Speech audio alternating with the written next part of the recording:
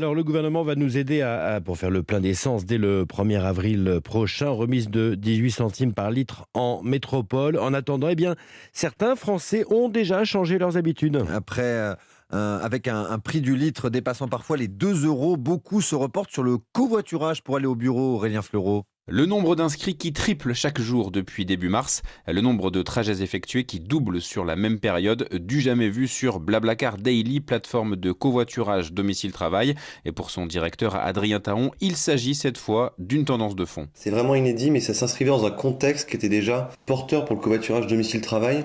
Pourquoi je dis ça? C'est qu'on avait observé pendant les vacances de février, qui normalement sont un moment de relativement faible activité pour le covoiturage domicile-travail, on avait observé qu'on continuait à grandir. Donc on se disait c'est étonnant, les gens continuent à s'y mettre même pendant les vacances. Et à la sortie des vacances, c'est là que vraiment l'explosion du coût du carburant a eu lieu.